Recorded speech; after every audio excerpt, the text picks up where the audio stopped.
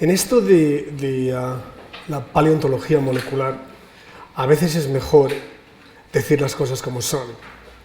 Y es por eso que tenemos esta primera diapositiva que dice realmente la manera en la que muchos de nuestros colegas en el campo de la paleoantropología experimentan o piensan sobre esto de los residuos. Yo me he atrevido a hacer esta diapositiva solamente después de muchos años de ir a conferencias y congresos, y cuando tú estás mirando el lenguaje corporal de la gente y estás viendo que según presentas están encogiendo de hombros o moviéndose en la silla, te das claramente de que, bueno, te das cuenta de que hay cosas que uno tiene que explicar, ¿no? Entonces vamos a ir a por ellas, ¿no? Entonces lo mejor es decirlas de manera explícita.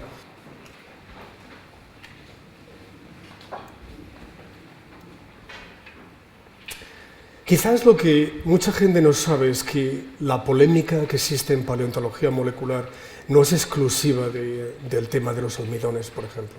Es exactamente la misma que existía con ADN al principio de la aplicación de la técnica. De hecho, si sigues la trayectoria de una disciplina y de la otra, son prácticamente idénticas, ¿no? Y de hecho, incluso hoy día sigue habiendo bastante debate en torno a ácidos nucleicos, ¿verdad? O a proteínas, lípidos y quizás lo peor de lo peor, carbohidratos, en ese orden. Yo pienso que la credibilidad crece si empiezas por el A y es menor cuando llegas al último punto, que es el D, ¿verdad? Bien. Entonces, ¿por qué es esto tan polémico? Pues yo pienso que es polémico primero porque no tenemos ni idea de los procesos que explican la durabilidad o la falta de durabilidad de unas moléculas que se destruyen muy fácilmente, aunque quizás no tan fácilmente como mucha gente cree, ¿verdad? Son lábiles, ¿verdad? Entonces eso hay que explicarlo. Si están ahí, tienen que haber llegado de alguna manera. La otra dificultad es que a veces es difícil distinguir entre la molécula que es antigua y que es genuina y que a ti te interesa, y la otra que se te ha pegado ahí, que es contaminación. Entonces ese es otro problema real, ¿verdad? Y por supuesto, el punto número 3 es que cuando llega la hora de identificar la taxonomía de cada una de esas partículas, a nivel de género, a nivel de orden, a nivel de familia, todo eso es bastante factible. Pero cuando basado en unas cuantas piedras y unos cuantos residuos, y los investigadores afirman de manera rotunda que pueden decirte que esto es esta especie y esta otra, eso también es un tanto discutible si miras al problema desde un punto de vista cuantitativo. Entonces yo pienso que son esas 3 son las razones por las cuales, bueno, pues hay un poco de mala fama, pero la mala fama solamente se puede superar, bueno, pues haciéndola explícita y dándole con el martillo cada uno de los puntos, ¿verdad? Entonces vamos a hacer eso mismo, ¿no? Quizás lo más conflictivo en el tema de interpretar residuos es que no sabes muy bien si lo que tú estás encontrando en esa lítica le ha llegado ahí de manera totalmente fortuita y que no tiene nada que ver con el uso que la gente hace de las líticas, o si es un residuo, tiene que ver con el procesamiento de alimentos, bla, bla, bla, ¿verdad? Con lo que nos interesa. Y yo pienso que el primer problema de base es que hay tanto que se hace de manera ad hoc, ¿verdad? Que en lugar de planificar antes de ir al campo las preguntas que vas a realizar para así poder hacer el tipo de trabajo que las vaya a responder, tú vas, tomas las muestras o te mandan una muestra, la procesas, tienes resultados y luego ahí te encuentras el problema. Que al final del proyecto, al final del proceso no puedes responderlas porque no has planeado desde un principio. Es por eso que esa integración antes de ir al campo, no al final en el laboratorio, es fundamental. También en este campo como en todos los demás, ¿no? Bien, aquí están las verdades que todos tenemos que escuchar y las hemos llamado hipótesis. Ya sabes que cuando tienes una hipótesis nula, lo que tú quieres hacer es decir, a ver, aunque a mí me interesa lo contrario, voy a desmentir cada una de ellas para así, cuando al final esté interpretando, saber que este ruido no es lo que yo tengo entre manos, ¿verdad? Estas son las críticas típicas que se hacen a la paleontología molecular. La primera de ellas, en el caso de residuos que tú encuentras en las líticas, ¿son realmente residuos o son materiales orgánicos que existen en el suelo actual o en estratos superiores y que han llegado hasta ahí. So, the null hypothesis is going to be age 0. The reason we have a bad rep in the field is that there are 6 questions we don't really know. Number 1, are those real residues, or are they coming from an upper layer, from the actual soil, and get stuck to the stone tool itself? That is age 0, number 1. La otra es, bien, se trata de que la pieza contiene evidencia que te interesa, pero a lo mejor es el residuo de los sedimentos que tú tienes al lado que se está transfiriendo a la pieza que tú estás estudiando.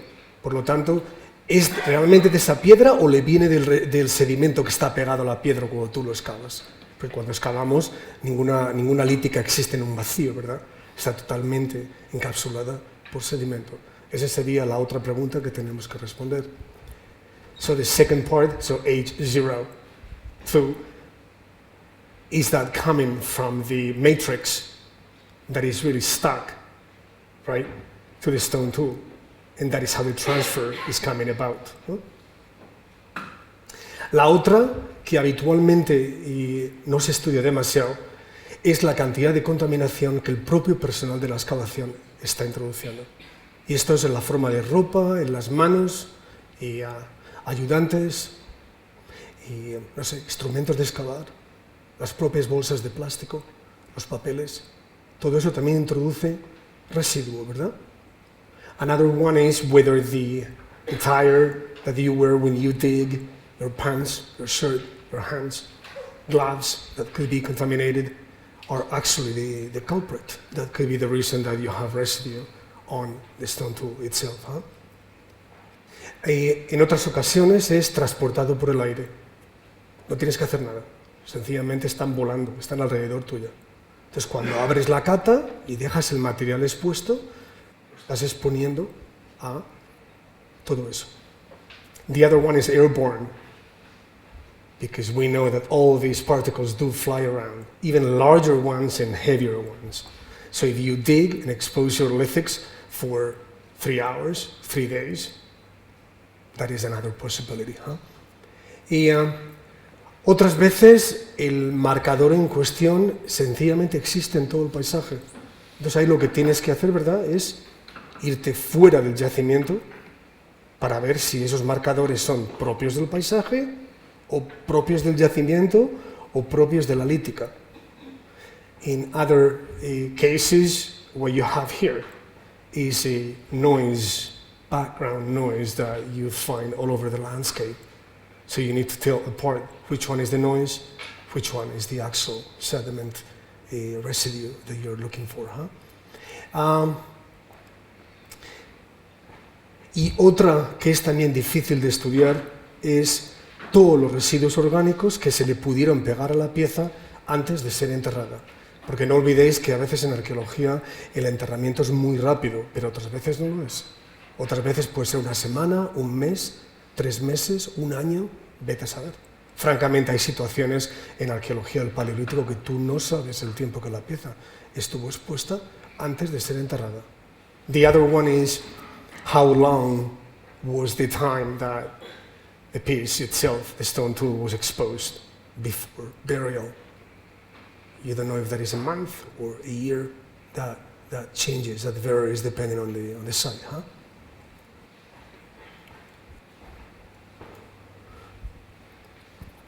So, esto es lo que se puede hacer. Es un proceso muy largo y repito que requiere planificación antes de ir al campo, pero es lo que estamos haciendo en Old Dubai. Quizás en Old Dubai estamos teniendo bastante cuidado, tanto como uno puede tener, porque si no lo haces en Old Dubai, ¿verdad?, ¿dónde lo vas a hacer? Aunque evidentemente lo que hacemos allí se puede extrapolar a cualquier yacimiento que uno esté estudiando, ¿verdad? Por ejemplo, suelos contemporáneos. ¿Cuáles son los residuos que existen en una parte del paisaje que no tienen nada que ver con los yacimientos, ¿verdad? ¿Qué es esta? Este es el transect, ¿verdad?, que incluye partes altas, partes bajas, con más vegetación, con menos vegetación, ¿verdad? expuestas al viento de manera distinta. Entonces lo que podéis ver aquí es que con un muestreo estadístico también preconcebido de antemano, ¿verdad? Hay un muestreo aleatorio que te dice, mira, de cada transect, este es el punto que tú vas a sondear, ¿verdad? Entonces hemos ido a cada uno de estos puntos que tenéis aquí, ¿verdad? Y tomado una muestra. Esa muestra de suelo actual se procesa para ver cuál es el contenido. Y cada uno de los gránulos que tenéis aquí abajo son granos de almidón que existen hoy día en el paisaje de Olduvai. Evidentemente el objetivo aquí es una especie de catálogo. Es como cuando vas a la ferretería y quieres pintar y te enseñan todos los chips de todos los colores. Tú quieres ver exactamente ese paisaje, qué es lo que produce, ¿verdad? A nivel de ruido de fondo. En el área en la que estamos, los Masái han llegado a la zona, pero recientemente. Realmente ellos son ocupantes tradicionales, pero de época reciente. Entonces intentamos no hacerlo en un lugar que obviamente hay influencia humana. Luego vas a ver que, aunque queríamos tomar una serie de muestras delíticas de superficie, si los Masái estaban cerca o tenían campamentos, no las tomábamos de allí. Pero tienes toda la razón, hay veces que puedes estar introduciendo cultivos, ¿no? Con los cultivos y las plantas más conocidas, por ejemplo, si tú haces una mandioca o tú haces maíz, lo bueno de eso es que los morfotipos se conocen perfectamente. Pero lo que sí ves aquí a nivel de taxonomía es una cosa muy interesante que a mí francamente me sorprendió, y es el punto hasta el que el ataque microbial de esos almidones es impresionante. O sea, en cuestión de años nada más, la mayor parte de estos han perdido la birrefringencia completamente. Cuando tú polarizas la luz, no los puedes ver, desaparecen. ¿Por qué? Porque la estructura cristalina original está totalmente machacada. Preservan la morfología, ¿verdad? Pero ya están alterados en cuestión de años nada más. Esto no tiene por qué desanimar a nadie, porque lo que te está diciendo es que si tú vas con tu lítica que tiene 1,5 millones de años y te encuentras los almidones perfectamente conservados, solamente tienes dos opciones. Una, que eso es un desastre, que todo es contaminación. La otra, que hay un motivo taxonómico que tienes que explicar que te permite que la conservación sea excepcional. Porque lo que está claro es que si no haces nada, en 2 años la birrefringencia está perdida. Entonces, por ejemplo, eso lo hemos aprendido haciendo esto a nivel paisajístico, ¿no?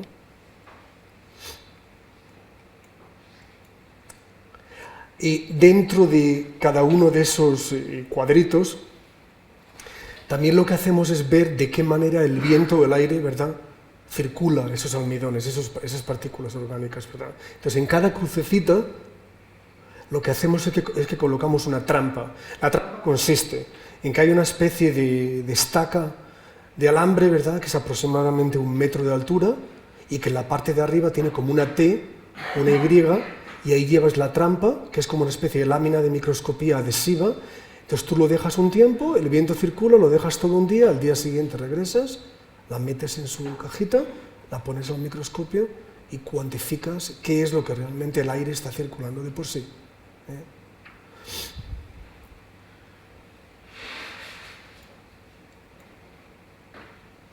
Y esa trampa que os describí antes es una versión de esta que tenéis aquí, que es la que le colocamos a la gente. O sea, a los que estamos en el equipo, a los empleados, a todo el mundo, lo que hacemos es que le colocamos aquí en la solapa esta trampa, ¿verdad?, para almidones, y tú les dices, ahora tus funciones normales, no te toques con el dedo, evidentemente, ni con la trampa. Entonces tú controlas el tiempo que llevan esa trampa puesta, luego la recoges y lo cuantificas. Y ni que decir tiene que, evidentemente, todas están contaminadas, más o menos. Hay miembros del equipo que tienen más, otras que tienen menos. No vamos a hablar de los motivos, por qué más o menos, pero es así.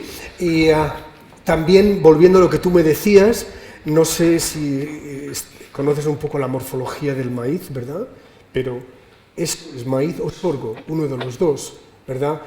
En otros casos el trigo, la cebada también está muy clara. Aquí también aprendimos que no tiene por qué estar al lado, porque desde el campamento en el cual comemos hasta los yacimientos hay una distancia. Entonces lo que ocurre es que el investigador se contamina cuando está en el campamento, luego va a trabajar y él mismo volatiliza de nuevo los almidones y los residuos que se le han pegado antes, ¿no? O sea,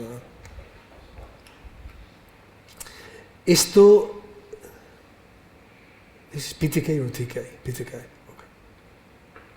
Lo hacemos también no solamente la gente, ¿verdad?, sino que cuando estamos excavando, para controlar el polvo que tú estés levantando según estés excavando y barriendo, ¿verdad?, todo eso se volatiliza y se dispersa. Entonces cada metro controlamos lo que se está volatilizando por la propia excavación, ¿verdad? Entonces ahí lo tenéis en el yacimiento de PTK, ¿verdad?, que como sabéis es 1.8. Y daros cuenta además de otra cosa, que aunque hay almidones también, no solamente son almidones, las diatomeas también se volatilizan, y lo que él estudia, las cutículas, también se volatilizan, los fitolitos se volatilizan, aunque no en el grado y en el extremo del almidón. El que es realmente un desastre es el almidón, se volatilizan mucho más. Ahí, por ejemplo, tenéis diatomeas, que curiosamente cuando se las presenté a uno de los geólogos del equipo, a Gail Ashley, ella me decía que no conocía ningún afloramiento de niveles con diatomeas que no estuvieran como mínimo como a 500 metros de donde tú estabas en TK. Luego no entiendo muy bien por qué estaban las diatomeas aquí. Todo lo que sé es que han llegado ahí volando, evidentemente, pero no sabemos muy bien el punto del cual han salido, ¿verdad? Ya dentro de la propia unidad forénsica que antes os presentaba en la primera foto, esto es de la excavación de DS, ese yacimiento de 1.8, es una de las líticas que salen. Según salen, daros cuenta de cómo, además de la pieza en sí, antes de proceder con la excavación, con un cincelito fino recogemos todo el sedimento que estaba literalmente pegado a la pieza. Entonces, controlamos eso, cuál es el sedimento que está alrededor y la pieza en sí, ¿verdad? Y otro de los comentarios que, repito, la gente critica en este campo es, bueno, ¿qué ocurre si las piedras, cuando están ahí expuestas por 70 años o 100 o 200, sencillamente están pues hartándose de recoger residuos, de por sí, sin actividad humana de ningún tipo? Entonces, para eso, lo que hemos hecho ha sido irnos a una zona que contiene clastos totalmente naturales de la materia prima y del tamaño que solemos encontrar en los yacimientos, tomar 50 muestras, siguiendo un sondeo aleatorio, y luego tú procesas cada muestra, cada piedra, como si se tratara de una lítica. Es un tanto pesado, porque sabes que solamente es una piedra, ¿verdad? Pero no obstante, es el control. Entonces, eso te va a responder si realmente las piedras normales y corrientes, que no tienen nada que ver con la utilización, presentan un elenco de residuos que es totalmente similar o no, ¿verdad?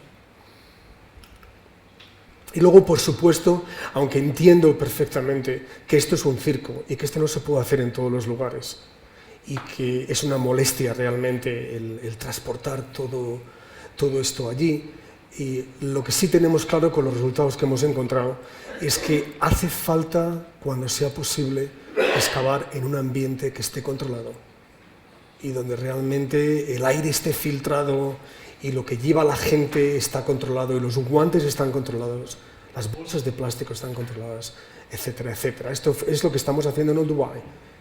Y aquí lo que podéis ver es un poco el sistema según el cual el aire de afuera está entrando por aquí, después pasa por un sistema de filtro que te lo reduce a menos de una micra, es como 0,3, el aire ya entra limpio, creas presión positiva, de tal manera que cuando los demás entran a trabajar, ellos no están trayendo nada, porque la presión positiva se lo está llevando para afuera.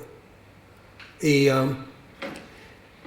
todo esto lo hacemos con un generador, con gasolina, no hay otro truco, o sea, es fácil de hacer.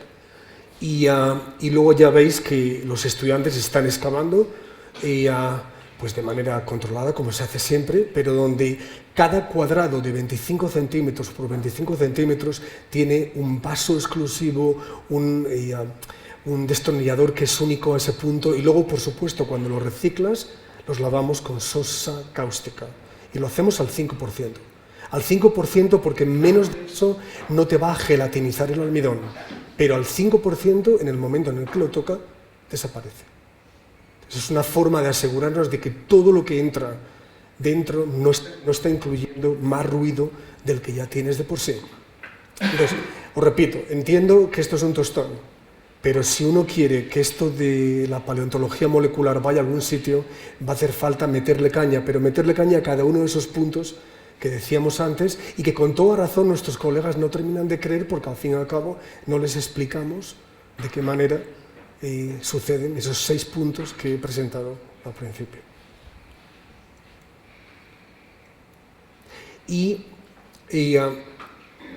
Bueno, lo de la sosa cáustica ya lo he dicho, atención a las bolsas de plástico. Luego, cuando presente el nivel de contaminación en materiales de laboratorio, vais a ver que bolsas de plástico, de las normales que compramos para excavar, todas están contaminadas con residuos orgánicos. Luego, lo que tenéis que, aquellos que lo vais a hacer, lo que tenéis que es comprar las que se utilizan en una sala blanca, en un clean room, porque esas han sido preparadas en un contexto especial que no te permite, en teoría, que haya contaminación. Entonces, esas son las que utilizamos en Olduvai.